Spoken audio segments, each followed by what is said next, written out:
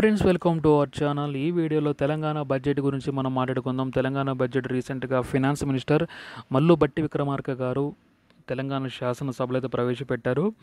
ఇది 2024 టు 2025కి సంబంధించిన బడ్జెట్ అనమాట.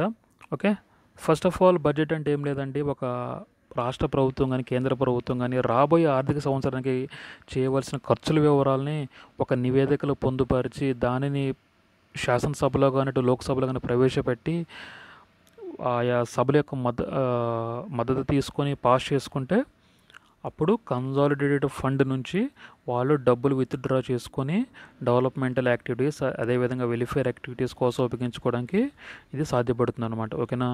దాని తర్వాత బడ్జెట్లో మనకి ఎక్స్పెండిచర్స్ తర్వాత రిసీట్స్ అనేవి ఉంటాయి. వీటిని వాళ్ళు నీట్గా క్లాసిఫై చేసి చూపించాలి. ఓకే, అవి మనకి రెవెన్యూ ఎక్స్పెండిచర్ అని చెప్పేసి తర్వాత క్యాపిటల్ ఎక్స్పెండిచర్ అని చెప్పేసి వీళ్ళు విడిగా చూపిస్తూ ఉంటారు. ఈ రెవెన్యూ క్యాపిటల్ గురించి మనం ఒక చిన్న మాట చెప్పుకుందాం. రెవెన్యూ క్యాపిటల్ అనే పదాలు ఏంటంటే ఇవి అకౌంటింగ్ టెర్మినాలజీస్ అనమాట. ఇవి టెక్నికల్గా అకౌంటింగ్ టెర్మినాలజీస్. సో జస్ట్ సింపుల్గా మనం తెలుసుకుందాం. రెవెన్యూ ఎక్స్పెండిచర్ అంటే రెవెన్యూ ఎక్స్పెండిచర్ కావచ్చు, తర్వాత రెవెన్యూ రిసీట్స్ కావచ్చు. రెవెన్యూ అనే పదం ఏమైనా సూచిస్తుంది అంటే less than 1 year. Okay, less than 1 year అనే సూచిస్తుంది అనమాట. అంటే దీనివల్ల ప్రయోజనం అనేది ఆయా ప్రభుత్వాలకి వితిన్ 1 ఇయర్ మాత్రమే ఉంటుంది. దాంతోపాటు ఇవి ఏంటంటే రికరింగ్ నేచర్ అని ఉంటాయి అన్నమాట. వీటికి రికరింగ్ అంటే ఏం లేదండి, ఫ్రీక్వెన్సీ ఎక్కువ ఉంటుంది. ఓకేనా. ఫర్ ఎగ్జాంపుల్, మనం ఆర్టీసీ బస్సు ఎక్కుతూ ఉంటాం, ఛార్జెస్ చెల్లిస్తూ ఉంటాం, తర్వాత టోల్ పే చేస్తూ ఉంటాం, అదేవిధంగా పవర్ కన్జ్యూమ్ చేసినందుకు పవర్కి మనం పే చేస్తూ ఉంటాం. ఇవేంటంటే రెగ్యులర్గా జరుగుతూ ఉండే ప్రాసెస్ అనమాట. ఓకేనా. వీటిని రెవెన్యూ రిసిట్స్గా వీళ్ళు పరిగణిస్తారు. అదేవిధంగా ప్రభుత్వం కూడా ఒక సంవత్సరంలో చూసుకుంటే చాలా ఖర్చులు చెల్లించాల్సి ఉంటుంది. ఉదాహరణకి పెన్షన్ పేమెంట్స్, తర్వాత శాలరీ పేమెంట్స్, తర్వాత వడ్డీ చెల్లింపులు, ఇవన్నీ కూడా మనం రెవెన్యూ రిసీట్స్ అదేవిధంగా రెవెన్యూ ఎక్స్పెండిచర్గా మనం పరిగణిస్తాం. ఎందుకు అంటే they are just less than 1 year మాత్రమే అవి వాటి వల్ల ప్రయోజనం ఉంటుంది. దాంతోపాటు ఇవి ఫ్రీక్వెంట్గా జరుగుతుంటాయి కాబట్టి వీటిని మన అకౌంటింగ్ ప్రకారం వీటిని రెవెన్యూగా ట్రీట్ చేయాల్సి వస్తుంది అనమాట. అదేవిధంగా క్యాపిటల్ తీసుకుంటే క్యాపిటల్ ఎక్స్పెండిచర్ అని అన్నమాట. దాని అర్థం ఏంటంటే దాని యొక్క బెనిఫిట్ అనేది మోర్ దెన్ 1 ఇయర్ ఉంటుందన్నమాట. ఓకేనా. దాంతోపాటు ఇవి రికరింగ్ నేచర్ ఉండవు అన్నమాట వీటికి. అంటే ఎప్పుడన్నా ఒక ఫ్రీక్వెంట్గా కాకుండా ఒక 2 ఇయర్స్కి ఒకసారి, లేదా 3 ఇయర్స్కి ఒకసారి, లేదా 5 ఇయర్స్కి ఒకసారి ఇవి జరుగుతూ ఉంటాయి అనమాట. అటువంటి వాటిని మనం క్యాపిటల్ ఎక్స్పెండిచర్ అదేవిధంగా క్యాపిటల్ రిసీట్స్గా మనం పరిగణిస్తాం. ఓకేనా. మనకి రీసెంట్గా తెలంగాణ ప్రభుత్వం కేసీఆర్ గారు ఉన్నప్పుడు కోకాపేట్లో ల్యాండ్స్ని వేలం వేసింది అనమాట. అప్పుడు ప్రభుత్వానికి అయితే చాలా ఆదాయం వచ్చింది. సో అటువంటి ఆదాయం దాన్ని ఏమంటామంటే క్యాపిటల్ రిసిట్ అంటామా, లేదా రెవెన్యూ రిసిట్ అంటామంటే క్యాపిటల్ రిసిట్ అనే అంటాం. ఎందుకు అంటే ఆ ఆక్షన్ అనేది ప్రతి ఇయర్ జరగదు. దాంతోపాటు ఫ్రీక్వెంట్గా కూడా జరగదు అనమాట. దాంతోపాటు దాని నుంచి వచ్చేటువంటి బెనిఫిట్ ఏంటంటే ఓవర్ పీరియడ్ ఆఫ్ అంటే ఎక్కువ ఇయర్స్ ఉంటుంది కాబట్టి మనం దాన్ని క్యాపిటల్ రిసిట్గానే పరిగణిస్తాం. ఓకేనా. దాంతోపాటు ఇప్పుడు ఫర్ ఎగ్జాంపుల్ ఒక బ్రిడ్జ్ కట్టేసామనుకోండి. ఓకే, ఆ బ్రిడ్జ్ కట్టినప్పుడు ఈ బ్రిడ్జ్ కోసం పెట్టిన ఖర్చు ఏదైతే ఉందో, ఓకేనా, దాన్ని మనం క్యాపిటల్ ఎక్స్పెండిచర్ అంటాం. ఓకేనా.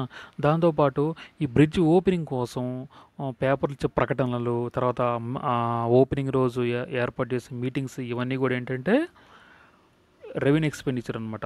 ఓకేనా. ఎందుకంటే వాటి బెనిఫిట్ అనేది లెస్ దెన్ 1 ఇయర్. ఆ మీటింగ్ జరిగిపోయిన తర్వాత దట్ మీటింగ్ అరేంజ్మెంట్స్ కోసం పెట్టిన ఖర్చు అంతా కూడా అది రెవెన్యూ ఎక్స్పెండిచర్ కానీ ట్రీట్ చేస్తాం అనమాట. సో ఈ విధంగా రెవెన్యూ క్యాపిటల్ అనే పదాలు వాడి బడ్జెట్లో నీట్గా డిస్క్లోజర్ చేయడం జరుగుతుందన్నమాట. సో ఇది విషయం. దాని తర్వాత మనం let us jump into the budget. Okay, so Telangana budget outlay వచ్చేసరికి అండి, అవుట్లే ఎంత అంటే 2.91 lakh crore. ఓకే, ఒకసారి 2.91 lakh crore, 2,91,000 కోట్లు అన్నమాట. ఓకే, ఐ థింక్ ఇంతవరకు ఇప్పటి వరకు మన ప్రభుత్వం అనేది 3 లక్షల కోట్ల మార్క్ అయితే దాటలేదు. ఓకేనా. ఈ టోటల్ అవుట్లేలో రెవెన్యూ ఖర్చు ఎంత అంటే 2.2 lakh crore. ఓకే, 2,91,000 కోట్ల టోటల్ బడ్జెట్లో రెవెన్యూ ఎక్స్పెండిచర్కి ఎంత పోతుందంటే 2,20,000 కోట్లు అయితే పోతుందన్నమాట. సో హ్యూజ్ పోర్షన్ అనేది మనకి రెవెన్యూ ఎక్స్పెండిచర్గా వెళ్ళిపోతుంది. అంటే రాష్ట్ర ప్రభుత్వం లెస్ దెన్ 1 ఇయర్ బెనిఫిట్ వచ్చే ఖర్చు మాత్రమే పెడుతుందని మనం అర్థం చేసుకోవాలి దీని నుంచి. తర్వాత క్యాపిటల్ ఎక్స్పెండిచర్ ఎంత అంటే, ఓకేనా, క్యాపిటల్ ఎక్స్పెండిచర్ ఎంత అంటే 33,000 కోట్లు. అంటే చాలా తక్కువ పర్సంటేజ్ మనం అనుకోవచ్చు. టోటల్ అవుట్లెట్తో కంపేర్ చేసుకుంటే 33,000 కోట్లు మాత్రమే టువర్డ్స్ క్యాపిటల్ ఎక్స్పెండిచర్. అంటే మోర్ దెన్ 1 ఇయర్ బెనిఫిట్ వచ్చే ఖర్చు ఎంత పడుతుంది? 33,000 కోట్లు అనమాట. ఈ 33,000 కోట్ల ఫిగర్ ఎట్లా గుర్తుపెట్టుకోవాలి అంటే సింపుల్గా ఇలా గుర్తుపెట్టుకోండి. మనకి డిస్ట్రిక్ట్స్ ఎన్ని ఉన్నాయి? తెలంగాణలో 33 జిల్లాలు ఉన్నాయి. సో 33 జిల్లాల కోసం 33,000 కోట్లు అట్లా గుర్తుపెట్టుకోండి. ఇట్లా పెడుతున్నారని కాదు, జస్ట్ ఆ ఫ్యాక్ట్ని రిమెంబర్ చేసుకోవడం కోసమే, ఓకేనా. సో ఇట్లా 33,000 కోట్లు పెడుతుందన్నమాట. అదే మన గవర్నమెంట్ ఆఫ్ ఇండియా ఎంత పెడుతుందో తెలుసా? మన నిర్మలా సీతారామన్ గారు ఏం చెప్పారంటే క్యాపిటల్ ఎక్స్పెండిచర్ ఎంత అండి? 11.11. ఓకే, 11.11 పెడుతున్నారు అనమాట. 11.11 11.11 lakh crores. మన ఇది వచ్చేసరికల్లా 33,000 crores. ఓకే, ఇట్లా గుర్తుపెట్టుకోండి. దాంతోపాటు మనకి స్టేట్ జీడిపి అని ఉంటుంది అనమాట. దీన్ని ఎస్జిడిపి అంటారు, లేకపోతే జిఎస్డిపి అంటారు. ఇది బడ్జెట్లో అని చెప్పారు ఎంత అంటే 14,63,00,000 crore. ఓకే, 14,63,000 కోట్లు. ఇది కాన్స్టెంట్ ప్రైసెస్లో అనమాట, ఓకేనా. మనకి స్టేట్ జీడిపి అంటే తెలుసు కదా, రాష్ట్రంలో ఒక సంవత్సరం పాటు వస్తు సేవల విలువ ఎంత మన తెలంగాణలో జరిగిందంటే 14,63,000 కోట్లు అనమాట, ఓకేనా. సో ఈ బడ్జెట్ అమౌంట్కి దీనికి సంబంధం కూడా మనం ఒకసారి చూద్దాం, ఓకేనా. జీడిపి బడ్జెట్ అంటే ఏముందండి? సింపుల్గా ప్రభుత్వం యొక్క ఖర్చు, ఒక ఆర్థిక సంవత్సరంలో ప్రభుత్వం యొక్క ఖర్చు, ఓకేనా. ఈ బడ్జెట్ తర్వాత ఈ జిఎస్డిపికి ఏ విధంగా సంబంధం అంటే, నువ్వు మంచిగా ఖర్చు పెట్టి, ఫర్ ఎగ్జాంపుల్ నువ్వు కనుక వరంగల్ ఒక టెక్స్టైల్ పార్క్ పెడితే అక్కడ ఉత్పత్తి జరిగితే అప్పుడు ఏమవుతుంది? ఆటోమేటిక్గా ఉత్పత్తి జరుగుతుంది కాబట్టి జిఎస్డిపి కూడా పెరుగుతుంది. అదేవిధంగా ఎలాన్ మస్క్ వచ్చి ఇక్కడ ఏదైనా ఫ్యాక్టరీ పెట్టాడు అనుకోండి, ఇక్కడ కార్లు తయారు చేశాడు అనుకోండి, ఆటోమేటిక్గా తెలంగాణలో కార్లు ఉత్పత్తి అవుతాయి కాబట్టి ఇక్కడ ఏమవుతుంది? జిఎస్డిపి జరుగుతుంది అనమాట. సో ఆ విధంగా బడ్జెట్ని మనం డిజైన్ చేసే విధానం ద్వారా జిఎస్డిపిని పెంచుకోవచ్చు. జిఎస్డిపి పెరిగితే లాభం ఏంటంటే అదొక బెటర్ ఇండికేటర్ అనమాట, ఓకేనా. దాని తర్వాత క్రెడిట్ రేటింగ్ అనేది స్టేట్ గవర్నమెంట్ పెరుగుతుంది. క్రెడిట్ రేటింగ్ ఇంప్రూవ్ అయితే ఏమవుతుందంటే ఇంట్రెస్ట్ అనేది తక్కువ ఇంట్రెస్ట్కి లోన్స్ వస్తాయి, ఓకేనా. తక్కువ ఇంట్రెస్ట్కి లోన్స్ వస్తాయి. అదేవిధంగా మీరు చదువుకునే ఉంటారు ఎఫ్ఆర్బిఎం లిమిట్స్ అని చెప్పేసి. ఎఫ్ఆర్బిఎం లిమిట్ ప్రెజెంట్ ఎంత ఉందంటే, ఫిజికల్ డెఫిసిట్ ఎంత ఉండాలి? 3% ఆఫ్ జిఎస్డిపి, ఓకేనా. 3% ఆఫ్ జిఎస్డిపి.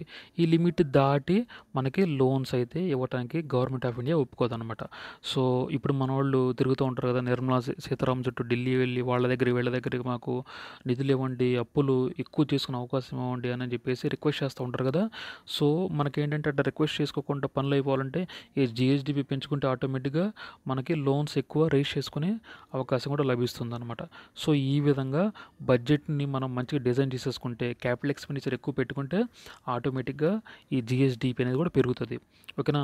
అదేవిధంగా జిఎస్డిపి పర్ క్యాపిటా చూసుకుంటే ఇక్కడ చాలా వేరియేషన్ కనిపిస్తుంది అనమాట. మనకి రంగారెడ్డి జిల్లాలోనేమో దాదాపు 9,64,000 రూపీస్ అట్లా ఉంటుంది అనమాట రంగారెడ్డి జిల్లాలో చూసుకుంటే. అదేవిధంగా వికారాబాద్ జిల్లా చూసుకుంటే వెరీ లెస్ దాన్ లక్ష కంటే తక్కువ, దాదాపు 72,000 రూపాయలు ఉన్నట్లుగా మనకి చూపిస్తున్నారు అనమాట. సో ఇది చూడండి, చాలా వేరియేషన్ చూపిస్తుంది అనమాట. అంటే ఒక తెలంగాణ తీసుకుంటే డెవలప్మెంట్ అంతా కూడా ఒక చోట కేంద్రీకృతం అయిందనమాట. అటు డెవలప్మెంట్ అనేది అంతా కూడా కేంద్రీకృతం అయిందనమాట. సో దీన్ని మనం డీసెంట్రలైజ్ చేస్తేనే రాష్ట్రానికి లాభం. లేకపోతే చూడండి ఎంత వేరియేషన్ చూడండి. ఒక పర్ క్యాపిటల్ ఇన్కమ్ రంగారెడ్డి జిల్లాలో ఉన్న వాళ్ళ ఆదాయాలు, అంటే వాళ్ళ రియల్ ఆదాయాలని కాదు, పర్ క్యాపిటల్ చూసుకుంటే కాంట్రిబ్యూషన్ అనేది అక్కడే ఉందన్నమాట. మిగతా జిల్లాలు చూసుకుంటే చాలా పూర్గా ఉంది. సో ఇది ఏమో సూచిస్తుందంటే the development of Telangana is too centralized అనమాట. అప్పుడు గవర్నమెంట్ దాన్ని ఏం చేయాలంటే దాన్ని డీసెంట్రలైజ్ చేయాలి. అప్పుడు మాత్రమే స్టేట్‌కి లాభం జరుగుతదనమాట. లేకపోతే అందరూ వచ్చేసి హైదరాబాద్‌లో కూర్చుంటారు. అందరూ వచ్చేసి హైదరాబాద్‌లో ఉండడం ద్వారా ఈ ట్రాఫిక్ జాము, రకరకాల రుగ్మతులు, సైడ్ ఎఫెక్ట్స్ అనేవి వస్తూ ఉంటాయనమాట. సో, దాన్ని మనం డీసెంట్రలైజ్ చేసేసుకుంటే ఈ ప్రాబ్లమ్ ఉండదు. సో, ప్రభుత్వం అదే విధంగా మనకి వెళ్తుందని కూడా అర్థం చేసేసుకోవచ్చు. సో, ఇది విషయం. దాని తర్వాత మనం డైరెక్ట్‌గా మీకు క్యాపిటల్ ఎక్స్‌పెండిచర్, రెవెన్యూ ఎక్స్‌పెండిచర్ చెప్పా కదా! క్యాపిటల్ ఎక్స్‌పెండిచర్ అదేవిధంగా జీఎస్‌డిపి మధ్య ఎటువంటి రిలేషన్ ఉంది కూడా చెప్పాను. దాని తర్వాత క్యాపిటల్ ఎక్స్‌పెండిచర్ తెలంగాణలో 33,000 కోట్లు, అదేవిధంగా ఇండియా లెవెల్‌లో చూసుకుంటే 11.11 lakh crores అనమాట అక్కడ. ఓకేనా? తర్వాత ఇక్కడ మీకు ఇంకా ఇంపార్టెంట్ విషయం చెప్పాలి. మన తెలంగాణ రెవెన్యూ ఎక్స్‌పెండిచర్ ఎంత 2.2 lakh crore కదా! అదేవిధంగా కర్ణాటక రెవెన్యూ ఎక్స్‌పెండిచర్ చూసుకుంటే వాళ్ళది 2.91 lakh crore అనమాట. అంటే వాళ్ళ రెవెన్యూ ఎక్స్‌పెండిచరు మన తెలంగాణ టోటల్ బడ్జెట్‌తో సమానం. ఓకేనా? సో, ఇది ఒక ఇంపార్టెంట్ మనం గుర్తుపెట్టుకోవాలన్నమాట. అంటే ఇది డిస్క్రిప్టివ్ ఆన్సర్స్ రాసే వాళ్ళకి ఇదైతే ఇట్లాంటి పాయింట్స్ చెప్పినప్పుడు చాలా యూనిక్‌నెస్‌గా కనిపిస్తాయి అనమాట. ఓకే. దాని తర్వాత మనం రెవెన్యూ వాళ్ళది చూసాం కదా! ఇప్పుడు మనం సెక్టోరల్ కాంట్రిబ్యూషన్ చూద్దాం. అంటే ఏ సెక్టార్ ఏ విధంగా వాళ్ళ జీడిపికి కాంట్రిబ్యూట్ చేస్తుందో చూద్దాం. ఓకేనా? జనరల్‌గా ఏ సెక్టార్ అయినా సరే ఒక ఎకానమీ తీసుకున్నప్పుడు ఓకే. ఏ ఎకానమీ తీసుకున్నప్పుడు ఏంటంటే ఫస్ట్ ప్లేస్‌లో సర్వీస్ సెక్టార్ ఉంటుంది. తర్వాత ఇండస్ట్రీస్ ఉంటాయి. తర్వాత అగ్రికల్చర్ సెక్టార్ ఉంటదనమాట. అలాగే మన తెలంగాణ కూడా ప్రెజెంట్ ఇలానే ఉంది. ఓకే. ప్రెజెంట్ మన తెలంగాణ కూడా అట్లాగే ఉందన్నమాట. సేమ్ ఇదే పొజిషన్‌లో ఉంది.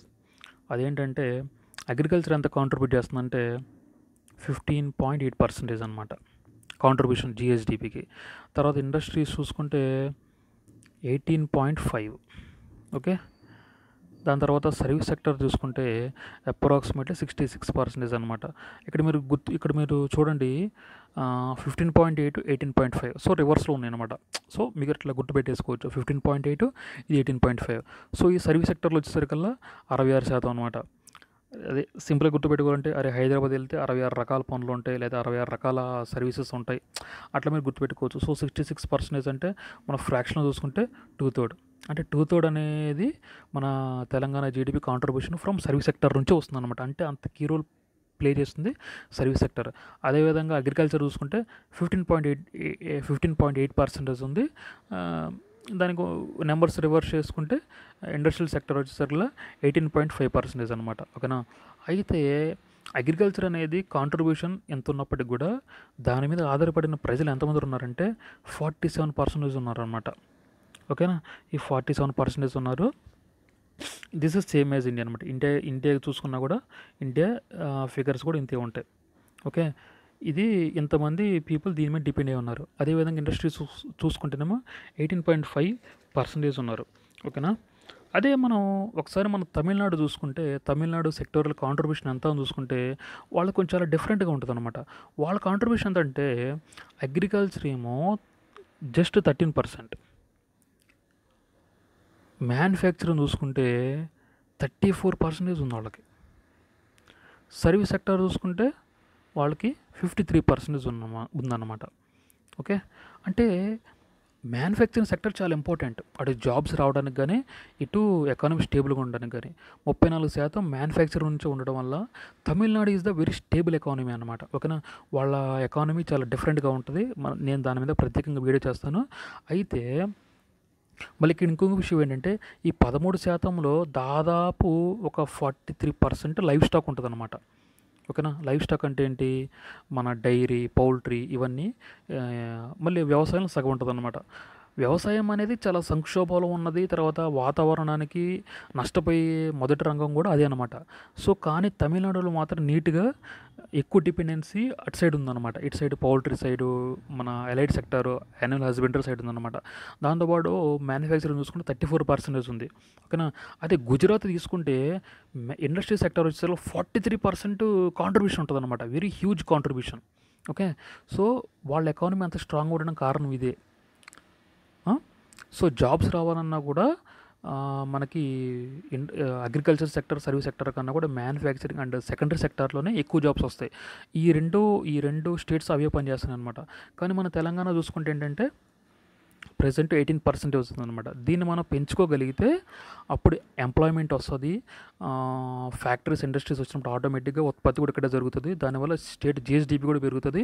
దాంతోపాటు వలసలు లేకుండా మన తెలంగాణ ప్రజలు ఇక్కడే పనిచేసుకుని ఇక్కడ కుటుంబంతో సంతోషంగా గడిపే అవకాశం కూడా ఉంటుందన్నమాట. కానీ ప్రజెంట్ ఏమవుతుంది, ఇక్కడ ఉపాధి లేకపోతే గల్ఫ్ దేశాలకి వెళ్ళిపోయి అక్కడ కూడా ఒక 30,000 40,000 జీతాలకు మాత్రమే వాళ్ళు పనిచేస్తున్నారు అనమాట. సో ఇటువంటి దుర్భర పరిస్థితులు ఇలాంటి డెవలప్మెంట్ లేకపోవడం వల్ల వస్తాయి అనమాట. ఇక్కడ ఇంకో విచిత్రం ఏంటంటే, అటు ఆంధ్రప్రదేశ్ చూసుకుంటే వాళ్ళకి ఫస్ట్ సర్వీస్ సెక్టారు, దాని తర్వాత అగ్రికల్చర్ సెక్టారు, లాస్ట్లో ఇండస్ట్రియల్ సెక్టర్ అనమాట. ఇది కాంట్రిబ్యూషన్ టు జిఎస్డిపి. సో ఇది చాలా దారుణమైన విషయం. ఆ స్టేట్ యొక్క దేనస్థితిని తెలియజేస్తుంది అనమాట. మనకి ఉద్యోగాలు ఇచ్చేది సర్వీస్ సెక్టర్ కాదు. సర్వీస్ సెక్టర్ వల్ల జిఎస్డిపి కాంట్రిబ్యూషన్ ఉంటుంది, కానీ దానివల్ల ఉద్యోగాలు అంతగా ఉండవు. అంటే ప్రపోర్షనేట్గా అది కాంట్రిబ్యూట్ చేసే అంత ప్రపోర్షనేట్గా ఉద్యోగాలు ఉండవు. ఇటు అగ్రికల్చర్ చూసుకుంటే అగ్రికల్చర్లో ఇక మనకు అసలు ఏమీ రాదు, అది రాదు, ఇది రాదు. ఇంక మనకి లాస్ట్ ఆప్షన్గా మన అగ్రికల్చర్ అనేది జరుగుతుంది అన్నమాట ప్రజెంట్ ఎక్కడ చూసుకున్నా సరే. తర్వాత ఉద్యోగాలని ఇచ్చే రంగం ఏదైతే ఉందో అది లాస్ట్ పొజిషన్ ఉందన్నమాట. అందువల్ల ఆంధ్రప్రదేశ్లో ఉద్యోగాలు లేక అటు రాయలసీమలో, అటు చిత్తూరు వాళ్ళేమో అనంతపురం వాళ్ళు బెంగళూరు వెళ్ళిపోతాం, అనంతపురం వాళ్ళు బెంగళూరు వెళ్తూ ఉంటారు, చిత్తూరు వాళ్ళు ఇటు చెన్నై వెళ్ళిపోతూ ఉంటారు, మిగతా వాళ్ళు గల్ఫ్ దేశాలకు వెళ్ళిపోతూ ఉంటారు, వలసలు వెళ్ళిపోతూ ఉంటారు. మనకు రీసెంట్గా ఒక అతను సౌదీలోనో కువైట్లోనో వెళ్ళి నేను ఎడారిలో ఉన్నాను, నాకు నీళ్ళు లేవు అని చెప్పేసి ఒక వీడియో పెట్టాడు కదా. సో ఇట్లాంటివన్నీ కూడా ఎందుకు వస్తాయంటే, ఇట్లాంటి డెవలప్మెంట్ లేకపోవడం వల్ల, పరిశ్రమలు లేకపోవడం వల్ల మనకనే వస్తాయి అనమాట. సో పరిశ్రమలు రావాలంటే ఏం చేయాలి, వాటి కోసం రోడ్ కనెక్టివిటీ ఉండాలి, రైల్వేస్ ఉండాలి, క్వాలిటీ పవర్ ఉండాలి, ఓకేనా. తర్వాత వాటర్ అవైలబిలిటీ కూడా ఉండాలి, ఎందుకంటే ఫ్యాక్టరీస్ పనిచేయాలంటే వాటర్ అవైలబిలిటీ కూడా ఉండాలి. దాంతోపాటు లా అండ్ ఆర్డర్ కూడా చాలా కరెక్ట్గా ఉండాలన్నమాట. మనకు లా అండ్ ఆర్డర్ లేకపోతే, సెక్యూరిటీ సరిగా లేకపోతే ఇన్వెస్ట్మెంట్స్ అనేవి రావు, ఫ్యాక్టరీస్ కూడా ఎవరు పెట్టరు. దాంతోపాటు ఒక ఫ్యాక్టరీ పెట్టే ముందు అక్కడ రా మెటీరియల్ అవైలబిలిటీ కూడా చాలా ఇంపార్టెంట్ అనమాట. ఎందుకంటే రా మెటీరియల్ ఎక్కడో ఉంటే ఫ్యాక్టరీ ఇంకో చోట పెడితే కాస్ట్ ఆఫ్ ప్రొడక్షన్ పెరిగి, ఓకేనా, ఫైనల్గా బిజినెస్ అనేది అన్వైబుల్ అయిపోతుంది అనమాట. అందుకని రా మెటీరియల్ అవైలబిలిటీ ఉన్న చోట మనం ఆయా పరిశ్రమల్ని ప్రోత్సహిస్తే అప్పుడు ఆ పరిశ్రమ సక్సెస్ అవుతుంది. ఉదాహరణకి తీసుకుంటే మనకు నిజామాబాద్లో టర్మరిక్ అనేది అక్కడ బాగా పండుతుంది. సో మనం అక్కడికి వెళ్ళి టర్మరిక్ సంబంధించిన ఫుడ్ ప్రాసెసింగ్ ఇండస్ట్రీస్ పెట్టామనుకోండి, సో టర్మరిక్ అక్కడే కొనుక్కుంటారు, అక్కడే ప్రాసెస్ చేస్తారు, అక్కడ నుంచి ఉత్పత్తి చేసి ఎగుమతి చేయడం ద్వారా అటు కాస్ట్ ఆఫ్ ప్రొడక్షన్ చాలా తక్కువగా ఉంటుంది, దాంతోపాటు రాష్ట్రానికి కూడా ఆదాయం వస్తుంది అన్నమాట. సో ఈ విధంగా మన వాళ్ళు చేయాల్సి ఉంటుంది. బట్ అన్ఫార్చునేట్లీ అలా జరగడం లేదు. ఎక్కువ వెల్ఫేర్కి మన వాళ్ళు ప్రాధాన్యత అనేది ఇస్తున్నారనమాట. ఇంకో విధంగా మనం ఇంకో విషయం చెప్పాలి మీకు, బడ్జెట్లో చెప్పినంత అమౌంట్ మాత్రమే ఖర్చు పెట్టాలా, బడ్జెట్లో చెప్పినంత కంటే తక్కువ ఖర్చు పెట్టినా లేదా బడ్జెట్ని మించి పెట్టినా సరే ఏమైనా అవుతుందా అనేది మీకు డౌట్ రావాలి. ఇక్కడ ఏంటంటే బడ్జెట్లో జస్ట్ ఎస్టిమేట్స్ మాత్రమే, అందుకే వాటిని అంటామంటే మనం బడ్జెటరీ ఎస్టిమేట్స్ అంటాం అనమాట. సో బడ్జెట్ కంటే తక్కువ పెట్టవచ్చు, బడ్జెట్ కంటే ఎక్కువ కూడా పెట్టవచ్చు. మన ఎగ్జాంపుల్లోనే తెలంగాణలో ఇప్పటివరకు 10 years బడ్జెట్స్ చూసుకుంటే దాదాపు 2 to 3 times బడ్జెట్లో చెప్పిన దానికంటే ఎక్సెస్ వీళ్ళు ఖర్చు పెట్టారనమాట. తర్వాత చాలాసార్లు బడ్జెట్లో చెప్పిన దానికన్నా చాలా తక్కువ సార్లు ఖర్చు పెట్టారు, ఓకేనా. మనకి 2021లో 2022లోనో for the first time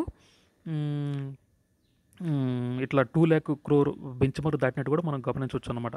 so ఈ పాయింట్ మీరు గుర్తుపెట్టుకోవాలి. బడ్జెట్లో చెప్పినంత కాదు, బడ్జెట్లో తగ్గొచ్చు, పెరగవచ్చు, మిస్ మ్యాచ్ అయినా, అంటే పెరగచ్చు, తగ్గొచ్చు, ఏదైనా జరగవచ్చు అనమాట. So it is just an estimate. తర్వాత అప్పుల గురించి మాట్లాడుకోవాలి.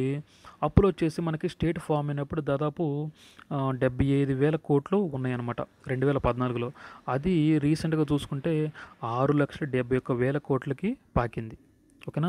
సో దీనివల్ల గవర్నమెంట్ అనేది వడ్డీ చెల్లింపులు చేయాల్సి వస్తుంది అనమాట. అందుకని రీసెంట్ బడ్జెట్లో ప్రభుత్వం 17,000 కోట్లు జస్ట్ ఫర్ ఇంట్రెస్ట్ పేమెంట్స్ అనమాట, నాట్ ప్రిన్సిపల్ అండి, వడ్డీ చెల్లింపుల కోసమే ఇంట్రెస్ట్ పేమెంట్స్ అనమాట. ఈ ఇంట్రెస్ట్ పేమెంట్ కోసం పెట్టిన 17,000 ఖర్చు దాదాపు చాలా ఇంపార్టెంట్ రంగాలకు కోసం పెట్టిన ఖర్చు కంటే ఈ ఖర్చు ఎక్కువ. ఉదాహరణకి హెల్త్ కోసం దాదాపు ఎంతంటే 11,700 సుమారు కోట్లు ఖర్చు పెట్టారనమాట. సో దీనికంటే ఎక్కువ మనకు ప్రభుత్వం ఇంట్రెస్ట్గా ఎక్కువ పే చేస్తుంది.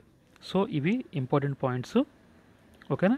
దాంతోపాటు మీకు ఒక విషయం చెప్పాలి, కమిటెడ్ ఎక్స్పెండిచర్ అంటే ఏంటి. కమిటెడ్ ఎక్స్పెండిచర్ అంటే ఏం లేదండి, ప్రభుత్వం ఏవైతే తప్పకుండా పే చేయాలో అలా పే చేయని పక్షంలో లీగల్గా సమస్యలు ఎదుర్కోవాలో వాటి మనం కమిటెడ్ ఎక్స్పెండిచర్ అంటాం. అవి వచ్చేసి పెన్షన్స్, శాలరీసు, ఓకేనా. ఇంట్రెస్ట్ పేమెంట్స్ అనమాట. ఇవి అన్ఫార్చునేట్లీ రెవెన్యూ ఎక్స్పెండిచర్లో అధిక భాగం ఇవి ఆక్రమిస్తున్నాయి అనమాట. ఓకేనా. మన రీసెంట్గా మాకు సిపిఎస్ రద్దు చేయాలి, మాకు ఓపీఎస్ కావాలి అంటున్నారు కదా. ఇటువంటి ఓపీఎస్ లాంటి పథకాలని అమలు చేసినప్పుడు ఏమవుతుందంటే ఈ కంప్లీట్ ఎక్స్పెండిచర్ అనేది దారుణంగా పెరిగిపోతుంది. అప్పుడు ప్రభుత్వానికి చాలా తక్కువ స్కోప్ ఉంటుంది అనమాట మిగతా అంశాలకు ఖర్చు పెట్టడానికి. అందుకని ఓపీఎస్ని రద్దు చేసి సిపిఎస్కి షిఫ్ట్ అయిపోయారు. As per some finance report ప్రకారం భారీగా ఖర్చు అవుతుంది కాబట్టి. ఎందుకంటే ఓపీఎస్ ప్రకారం ఒక ఉద్యోగి రిటైర్డ్ అయిన రోజున ఎంత శాలరీ అయితే వస్తుందో దాంట్లో సగం అతను బతుకున్నంతకాలం ఇవ్వాలన్నమాట. కానీ సిపిఎస్లో అలా కాదు, మన కాంట్రిబ్యూట్ చేసుకున్న డబ్బులే తర్వాత దాని కొంత గవర్నమెంట్ కలిపి వాటిలో సమ్ ఫైనాన్షియల్ మార్కెట్స్లో ఇన్వెస్ట్ చేసి ఆ వచ్చిన డబ్బుని అంటే మన డబ్బుని మనకి ఇస్తారు. సో ఇదేంటంటే బడ్జెట్ భారం తగ్గించడానికి ఇలా చేశారు. ఓకేనా. సో ఇది విషయం అండి. దాంతోపాటు మీకు నేను ఇప్పుడు కొన్ని సెక్టర్ వైజ్గా మీకు కొన్ని ఎక్స్ప్లెయిన్ చేస్తాను. ఓకే, సెక్టర్ వైజ్ ఎక్స్ప్లెయిన్ చేస్తాను. మనం ఇంతకుముందు చెప్పుకున్నట్లుగా అగ్రికల్చర్ అనేది చాలా ఇంపార్టెన్స్ ఇస్తుంది ప్రభుత్వం. సో ప్రభుత్వం ఏమంటుందంటే అగ్రికల్చర్ సెక్టర్ అనేది దాదాపు 47% మంది ప్రజలకి ఉపాధి కల్పిస్తుంది. కానీ దాని కాంట్రిబ్యూషన్ మాత్రం 15.8 సుమారు దగ్గరే ఉంది.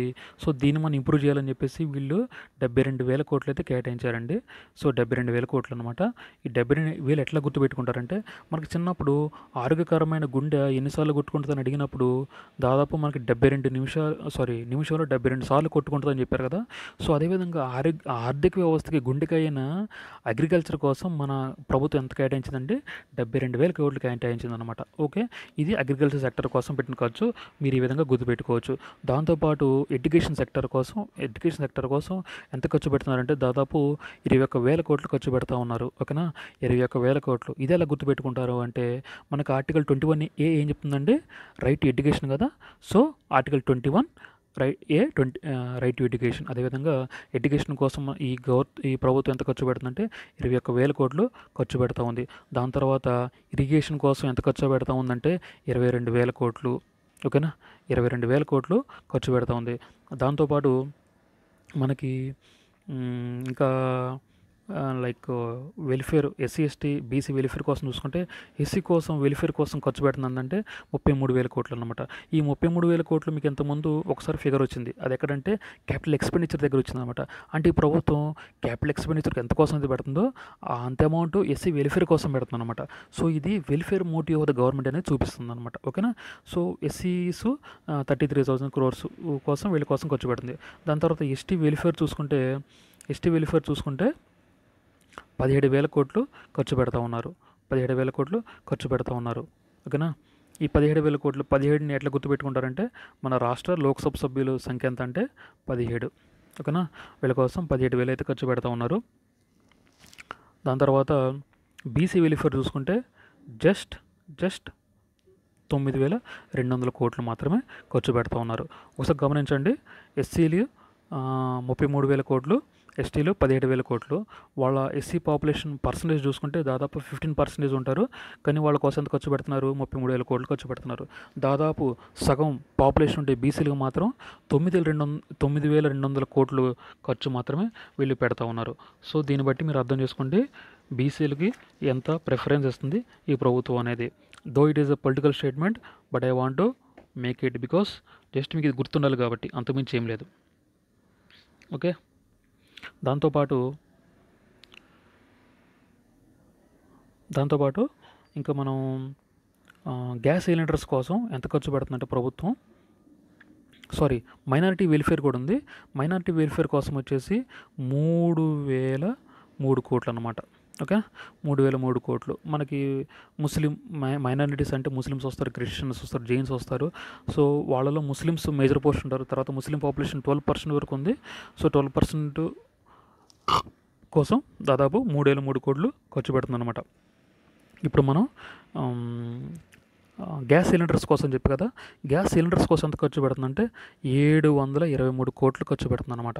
అంటే దీన్ని మనం ఎట్లా గుర్తుపెట్టుకోవచ్చు, ఫ్రీగా గ్యాస్ ఇస్తున్నారు కాబట్టి, అంటే 500కే గ్యాస్ ఇస్తున్నారు కాబట్టి మన వాళ్ళు చక్కగా వారానికి 7 రోజులకి మంచిగా 24/7 అంటే ఇక్కడ ఏంటంటే 7/23 ఉంది కదా, జస్ట్ మీరు అలా గుర్తుపెట్టుకోవచ్చు. గ్యాస్ సిలిండర్స్ కోసం ఎంత. తర్వాత గృహజ్యోతి కోసం చూసుకుంటే గృహజ్యోతి కోసం ఎంత ఖర్చు పెడుతుందంటే 2418 crores అనమాట. గృహజ్యోతి అంటే ఏంటి 200 యూనిట్స్ పాటు ఫ్రీ ఎలక్ట్రిసిటీ అనమాట. సో 24 మనోళ్ళు ఫ్రీగా కరెంట్ ఇచ్చేసరికల్లా 24 hours పవర్ వాడేస్తున్నారు, అట్లా గుర్తుపెట్టుకోవచ్చు. దాని తర్వాత పబ్లిక్ డిస్ట్రిబ్యూషన్ సిస్టమ్ కోసం ఎంత ఖర్చు పెడుతున్నారంటే 3836 crores అనమాట. అంటే పీడిఎస్ అంటే ఏంటి, రేషన్ సరుకులు. మన వాళ్ళు పీడిఎస్ వల్ల అంటే పబ్లిక్ డిస్ట్రిబ్యూషన్ సిస్టమ్ వల్ల 3 పూట్ల తినగలుగుతున్నారు, 3,000 కోట్లు, అట్లా గుర్తుపెట్టుకోండి. దాని తర్వాత పంచాయతీ కోసం మన వాళ్ళు ఎంత ఖర్చు పెడుతున్నారంటే 29,816 కోట్లు. ఓకేనా, 29,816 కోట్లు. సో ఇక్కడ 29 ఉంది కదా, మీరు ఇక్కడ గుర్తుపెట్టుకోండి పంచాయతీలు ఎక్కడి నుంచి వచ్చిందండి, 73వ రాజ్యాంగ సవరణ. 73 రాజ్యాంగ సవరణ ఎప్పుడు వచ్చిందండి, 1992లో వచ్చింది. ఓకేనా, ఇక్కడ 92, ఇక్కడ 29, 92, 29, 22, 99. సో ఇట్లా గుర్తుపెట్టుకుంటారు అనమాట. సో పంచాయతీ స్కంతనంలో మనకి 1992 నుంచి 29,000 crores అనేది గుర్తుకు రావాలి. దాంతోపాటు మన వాళ్ళు ఉమెన్ అండ్ చైల్డ్ వెల్ఫేర్ కోసం ఎంతైతే ఖర్చు పెడుతున్నారో ఇండస్ట్రీస్ కోసం కూడా అంతే ఖర్చు పెడుతున్నారు. అదెంతంటే సుమారు 2,700 కోట్లు అనమాట. ఓకేనా, అంటే రేవంత్ రెడ్డి గారు ఆంటర్ప్రెన్యూర్స్గా తీర్చిదిద్దాలి కాబట్టి అట్లా గుర్తుపెట్టుకోండి. సో ఇక్కడ ఉమెన్ అండ్ చైల్డ్ వెల్ఫేర్కి ఎంతైతే ఖర్చు పెడుతున్నారో ఇండస్ట్రీస్ కోసం కూడా అంతే ఖర్చు పెడుతున్నారు. సో వీళ్ళు చాలా తక్కువ ఖర్చు పెడుతున్నారు అనేది మనం అర్థం చేసుకోవచ్చు. సో ఇండస్ట్రియల్ సెక్టర్ కన్నా కూడా వీళ్ళు అగ్రికల్చర్ సెక్టర్కి ఎక్కువ ప్రిఫరెన్స్ ఇస్తున్నారు. ఓకేనా, దాంతోపాటు ఆర్అండ్బికి వచ్చేసరికల్లా 5,790 కోట్లు. తర్వాత హోమ్ తీసుకుంటే దాదాపు బీసీల కోసం ఎంత ఖర్చు అయితే పెడుతున్నారో హోమ్ డిపార్ట్మెంట్ కూడా అంత ఖర్చు పెడుతున్నారు, అంతకంతే ఎక్కువ ఖర్చు పెడుతున్నారు. అది 9,564 కోట్లు అనమాట. తర్వాత ఫారెస్ట్ అండ్ ఎన్విరాన్మెంట్కి చూసుకుంటే, ఓకేనా, ఫారెస్ట్ అండ్ ఎన్విరాన్మెంట్ చూసుకుంటే 1064 crores అనమాట. సో దీనికి రెలివెంట్ ఫిగర్ కానీ ఒకటి ఉంటుంది, అది ట్రాన్స్కోన్ డిస్మిషన్ అనమాట. అంటే పవర్ సెక్టర్ కోసం ఎంత ఖర్చు పెడుతున్నారంటే 16,410 కోట్లు. ఓకేనా, 16,410 కోట్లు. మళ్ళీ చూసుకుంటే మనకి వడ్డీ చెల్లింపుల కన్నా కూడా ఇది తక్కువే అనమాట. ఓకే, సో ఇది ఈ విధంగా మనం గుర్తుపెట్టుకోవచ్చు. ఇంకా మనం మంచి పాయింట్స్ కవర్ చేసాం కదా. దాంతోపాటు ఇంకా సీఎం గారికి మానసపత్రికలైన కొన్ని ప్రాజెక్ట్స్ ఉన్నాయండి. అవి మూసీ ప్రాజెక్టు. మూసీ ప్రక్షాళన కోసం ఎంత ఖర్చు పెడుతుందంటే ఈ ప్రభుత్వం 1,500 కోట్లు ఖర్చు పెడుతుంది అనమాట. అయితే మీ 15 కోట్లతో నది శుభ్రం అవుతుందా అనుకుంటే చాలా కష్టమేనండి. ఎందుకంటే గంగా నది ప్రక్షాళన కోసం కూడా ప్రభుత్వం గవర్నమెంట్ ఆఫ్ ఇండియా ఇప్పటివరకు ఎంత ఖర్చు పెట్టింది తెలుసా, 33,000 కోట్లు ఖర్చు పెట్టింది. ఎప్పటి నుంచి 1985-84 నుంచి మొదలు పెడితే రీసెంట్ వరకు కూడా ప్రభుత్వం 33,000 కోట్లు ఖర్చు పెట్టింది. బట్ అది ఎంతవరకు ఫలితం ఇచ్చింది అనేది నాకంటే మీకే బాగా తెలుసు. సో మూసీ కోతంతో 1,500 కోట్లు ఖర్చు పెట్టారు. మూసీ నది అభివృద్ధి చెందితే మనకేంటంటే సిటీ లివింగ్ బాగుంటుంది, దాని తర్వాత కాలుష్యం తగ్గిపోతుంది, దాని తర్వాత టూరిస్ట్గా దాన్ని అట్రాక్ట్ చేయొచ్చు. దాంతోపాటు ఇంటర్నల్ నావిగేషన్గా ఉపయోగించి రోడ్ల మీద కంజెషన్ తగ్గించి ఇంటర్నల్ నావిగేషన్గా కూడా దీన్ని ఉపయోగించవచ్చు. దాంతోపాటు హైదరాబాద్ కోసం పర్టికులర్గా అంటే హైదరాబాద్ రీజన్ కోసం దాదాపు 10,000 కోట్లది కేటాయించారండి. ఓకేనా, 10,000 కోట్లది కేటాయించారు. దాంతోపాటు హైడ్రా అనే దానికోసం ఇది ఏంటంటే ఒక డిజాస్టర్ రెస్పాన్స్ ఫోర్స్లో పనిచేస్తుంది, దీనికోసం 200 కోట్లు కేటాయించారు. ఇది కూడా సీఎం రేవంత్ రెడ్డి గారికి బ్రెయిన్ చైల్డ్ అనమాట, అతను మానసపుత్రిగా భావిస్తున్నారు. ఓకే, దాని తర్వాత మెట్రో ఎక్స్టెన్షన్, దానికి ఒక 200 కోట్లు. దాని తర్వాత ఎంఎంటీఎస్ కోసం ఒక 50 కోట్లు. సో ఈ విధంగా వీళ్ళు పబ్లిక్ ట్రాన్స్పోర్ట్ కోసం అయితే ఖర్చు పెడుతున్నారనమాట. దాంతోపాటు ఈ ప్రభుత్వం ఏంటంటే శాటిలైట్ టౌన్స్ని డెవలప్ చేయాలని చూస్తుంది అనమాట. అంటే ఏంటంటే ఇప్పుడు మన సికింద్రాబాద్ రైల్వే స్టేషన్ ఉంది కదా, సికింద్రాబాద్ రైల్వే స్టేషన్కి కాచిగూడ రైల్వే స్టేషన్, తర్వాత లింగంబల్ రైల్వే స్టేషన్ ఇలా డెవలప్ చేస్తున్నారు. ఎందుకంటే దీనివల్ల సికింద్రాబాద్ స్టేషన్లో కంజెషన్ తగ్గిపోతుంది, రైలుకి వెయిటింగ్ పీరియడ్ తగ్గిపోద్ది అనమాట. అట్లాగే ఇప్పుడు మొత్తం మనం హైదరాబాద్లోని ఫెసిలిటీస్ క్రియేట్ చేసేస్తే ప్రతి ఒక్కళ్ళు హైదరాబాద్ కోసం వస్తారు. అట్లా కాకుండా మీది హైదరాబాద్ అనుకోండి, ఇక్కడ శాటిలైట్ సిటీ, ఇక్కడ ఫెసిలిటీసు ఇట్లా ప్రొవైడ్ చేసామనుకోండి, వీళ్ళు కొంత షిఫ్ట్ అయ్యే అవకాశం ఉంది. దాని తర్వాత హైదరాబాద్ నేరుగా రావాలనుకునే వాళ్ళు కాస్త ఇక్కడే ఈ శాటిలైట్ టౌన్స్ దగ్గర ఆగిపోయే అవకాశం ఉంది. కాబట్టి దానివల్ల మన హైదరాబాద్లో కంజెషన్ తగ్గిపోతుంది. ఇప్పుడు బెంగళూరు, ఢిల్లీ వీటి ప్రాబ్లమ్స్ ఏంటంటే మొత్తం ఒకసారి కాన్సన్ట్రేట్ అయిపోయింది అనమాట. ఇక సిటీస్ శాచురేట్ అయిపోయినాయి, అవి హోల్డ్ చేయలేని కెపాసిటీకి వెళ్ళిపోయింది అనమాట. సో అటువంటి ప్రాబ్లం తలెత్తకుండా ఉండటానికి ప్రభుత్వం అయితే ఈ పని చేస్తుంది. ఓకేనా, సో ఈ విధంగా ప్రభుత్వం వాటి కోసం ఖర్చు చేస్తూ ఉంది. దాంతోపాటు ఇంకా మీకు చెప్పాలంటే లాస్ట్ టైం కేసీఆర్ మనకి తమిళనాడు మోడల్లానే లైవ్ స్టాక్ ఇంపార్టెన్స్ ఇద్దామని చెప్పేసి కేసీఆర్ గారు గొర్రెలను బర్రెలను ఇవ్వడం జరిగిందనమాట. బట్ అన్ఫార్చునేట్లీ అది రాంగ్గా అర్థం చేసుకున్నారు. But as per my personal opinion it is a good thing అనమాట. ఎందుకంటే మనకి క్లైమేట్ చేంజ్ వల్ల ఎక్కువగా త్వరగా నష్టపోయే సెక్టర్ ఏంటంటే అగ్రికల్చర్ సెక్టర్ మాత్రమే. ఎందుకంటే పంట దిగుబడి పడిపోవటం, వర్షాలు సకాలంలో రాకపోవటం, పండిన పంటకి సరైన ధర లేకపోవటం, అందువల్ల మన లైవ్ స్టాక్ అనేది రైతుని కాపాడుతూ ఉంటుంది అనమాట. బట్ అన్ఫార్చునేట్లీ ఆ లైవ్ స్టాక్ నుంచి మనం దూరం అయిపోయాం. ఓకేనా. సో ఈ విధంగా ఇదైతే బడ్జెట్ అనమాట. మీకేం డౌట్స్ ఉంటే చెప్పండి, ఇంకా నేను వీడియో దానికి స్పెసిఫిక్గా చేయడానికి ట్రై చేస్తాను. సో ఫ్రెండ్స్, మీకు ఇంతకుముందు స్టార్టింగ్లో మీకు ఫిజికల్ డెఫిసిట్ అనేది ఎస్జిడిపిలో ఎంత ఉండాలని చెప్పాము, 3% ఉండాలని చెప్పాం కదా, 3% ఆఫ్ జిఎస్డిపి. ఓకే. సో మనకి బడ్జెట్లో పేర్కొన్నట్లు ఫిజికల్ డెఫిసిట్ ఎంత అంటే దాదాపు 49,000 crores ఉందన్నమాట ఈ ఫిజికల్ డెఫిసిట్ అనేది. ఓకేనా. 49 అంటే 7 స్క్వేర్. సో 7 అంటే మనకి ఒక సాడ్ ఇండికేషన్ కాబట్టి సో మీరు ఫిజికల్ డెఫిసిట్ అనేది 49,000 కోట్లని గుర్తుపెట్టుకోండి. సో ఫిజికల్ డెఫిసిట్తో పాటు మనకి ఇంకోటి ఉంటుంది ప్రైమరీ డెఫిసిట్ అని. సో ప్రైమరీ డెఫిసిట్ ఏంటంటే ఈ ఫిజికల్ డెఫిసిట్కి ప్రైమరీ డెఫిసిట్స్కి తేడా ఏంటంటే జస్ట్ ఎఫ్డీలోంచి మనం ఇంట్రెస్ట్ పేమెంట్స్ తీసేస్తే ప్రైమరీ డెఫిసిట్ వస్తుంది అనమాట. ఇంట్రెస్ట్ అంటే ఏంటి, ఇంతకుముందు తీసుకున్న లోన్స్ అనమాట. సో ప్రైమరీ డెఫిసిట్ ఏంటంటే మనకేమని చెప్తుంది అంటే కరెంట్ ఇయర్కి సంబంధించిన లోటు ఎంత అని చెప్పేసి ప్రైమరీ డెఫిసిట్ మనకి ఇండికేట్ చేస్తుంది. ఓకే. సో ఫిజికల్ డెఫిసిట్ అనేది మనం ఒక ఎగ్జాంపుల్తో చూద్దాం. ఫిజికల్ డెఫిసిట్ ఏంటంటే మనకు వచ్చే రాబడి మైనస్ మనకు వచ్చే అంటే మనం పెట్టాల్సిన ఖర్చు మధ్య గ్యాప్ ఎంత ఉంది అని అర్థం అనమాట. ఉదాహరణకి మనం హైదరాబాద్ అశోక్ నగర్లో ఉంటున్నాం అనుకోండి. ఓకే. మంత్లీ ఎక్స్పెండిచర్ మనకు వచ్చేసి హాస్టల్ స్టడీ హాల్తో కలుపుకొని 7,000 అనుకుందాం. ఓకే. దాంతోపాటు మనకి ఇంకా ఓన్ ఎక్స్పెండిచర్ ఒక 1,000 అనుకోండి. సో టోటల్ మనకు ఖర్చు ఎంత అంటే నెలకి హైదరాబాద్లో అశోక్ నగర్లో 8,000. బట్ ఇంటికాడ నుంచి మనకి ఎంత పంపిస్తున్నారంటే 6,500 మాత్రమే పంపిస్తున్నారు. సో అప్పుడు ఎంత ఉంది గ్యాపు, 1,500 ఉందన్నమాట. సో దీన్ని మనం ఏమంటామంటే ఫిజికల్ డెఫిసిట్ అంటాం. ఓకే. ఈ ఫిజికల్ డెఫిసిట్ ఏమని ఇండికేట్ చేస్తుందంటే మనము ఎంత బారో చేయాలి అని. ఇప్పుడు మనకి పెట్టాల్సిన ఖర్చులు 8,000 కానీ ఇంటికాడ నుంచి వచ్చేది 6,500 మాత్రమే. ఇప్పుడు 1,500 మనం ఏం చేస్తాం, ఫ్రెండ్స్ దగ్గర కానీ రిలేటివ్స్ దగ్గర కానీ మనం తీసుకుంటాం అనమాట. సో అది ఫిజికల్ డెఫిసిట్ అంటే. సో తెలంగాణ విషయంలో ఏంటంటే దానికి రాబడి రాగా వాటిలో ఖర్చు పెట్టగా ఇంకా 49,000 కోట్లు అనేవి అప్పు చేయాల్సి ఉందన్నమాట. సో ఈ విధంగా అప్పులు అనేవి స్టేట్స్కి పెరుగుతూ ఉంటాయి. ఇలా అప్పులు మనకి వాటి మీద ఇంట్రెస్ట్ రాను అనేవి పెరిగి మనకి కమిటెడ్ ఎక్స్పెండిచర్ అనేది కూడా పెరుగుతూ ఉంటుంది అనమాట. సో ఇది ఫిజికల్ డెఫిసిట్ అనేది. మనకి ఫిజికల్ డెఫిసిట్ ఎంత తక్కువగా ఉంటే అంత మంచిది. దాంతోపాటు తెలంగాణ బడ్జెట్ కొన్ని ఇంకొక స్పెషాలిటీ ఏంటంటే ఇది రెవెన్యూ సర్ప్లస్ బడ్జెట్ అనమాట. ఓకే. అన్ని స్టేట్స్కి ఈ అవకాశం ఉండదు కానీ తెలంగాణకి అవకాశం ఉంది. ఇది రెవెన్యూ సర్ప్లస్ బడ్జెట్ అనమాట. రెవెన్యూ సర్ప్లస్ ఉన్నా కూడా మన వాళ్ళు ఫిజికల్ డెఫిసిట్ అనేది 49,000 కోట్లు ఫిజికల్ డెఫిసిట్ అనేది ఉంది. ఓకే. దాంతోపాటు ఇంకా మీకు మనకి ఇంకొక ఫీచర్ ఏంటంటే మన తెలంగాణ ఫామ్ అయినప్పుడు తెలంగాణ బడ్జెట్ ఎంత అంటే 2014-15లో 1,00,000 కోట్లు, అప్రాక్సిమేట్లీ 1,00,000 కోట్లు, not lakh crore, 1 lakh crore. ఇప్పుడు ఎంత మనకి, ఇప్పుడు మన ఈ కరెంట్ ఫైనాన్షియల్ ఇయర్లో బడ్జెట్ ఎంత అంటే 2,91,000 కోట్లు. Okay. lakh crore, 2 lakh crore కదా.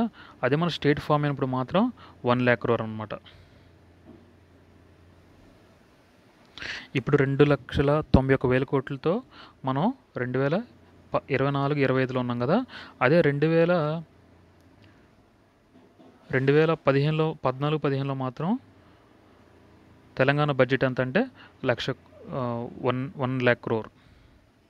ఓకే. సో 1 lakh crore మొదలుపెట్టి మనం ఇప్పుడు 2.91 lakh crore మన జర్నీ అయితే వచ్చింది. సో ఇది ఇంకోటి అన్నమాట. అంటే మనం ఎంత ఎక్స్పెండిచర్ ఎక్కువ పెడితే స్టేట్ అనేది అంత బాగుంటుంది. ఓకే. దాంతోపాటు ఇంకా మిస్ చేసిన పాయింట్స్ ఏంటంటే, మనకి ఐటీ సెక్టర్ అనేది తెలంగాణ ఎకానమీకి చాలా ఒక బ్యాక్ బోన్ లాంటిది అనమాట. ఓకే. కానీ ఈ గవర్నమెంట్ మాత్రం జస్ట్ ఒక సుమారు 700 కోట్లు మాత్రమే కేటాయించింది. 700 చేంజ్. ఓకే. దానికి సరి సమానంగానే హార్టికల్చర్కి కూడా సిమిలర్గా ఆ 737 crores కేటాయించింది అనమాట. అంటే హార్టికల్చర్కి ఎంతైతే కేటాయించిందో దాదాపుగా ఐటీ సెక్టర్కి కూడా ఈ గవర్నమెంట్ ఎంత కేటాయించింది. దాంతోపాటు యానిమల్ హస్బెండరీకి, ఓకే, యానిమల్ హస్బెండరీకి 1980 కోట్లు కేటాయించింది అనమాట. ఇంతకుముందు చెప్పాం కదా, తమిళనాడు వాళ్ళు లైవ్ స్టాక్కి ఎక్కువ ఇంపార్టెన్స్ ఇస్తారని చెప్పేసి. ఓకే. సో వ్యవసాయంతో పాటు అగ్రికల్చర్ ఎలైడ్ యాక్టివిటీస్ని కూడా ప్రమోట్ చేయడానికి గవర్నమెంట్ 1980 కోట్లు అయితే వీటికి కేటాయించింది. ఓకే. సో ఇది ఈ వీడియో. నచ్చితే లైక్ చేయండి, షేర్ చేయండి. Thank you so much.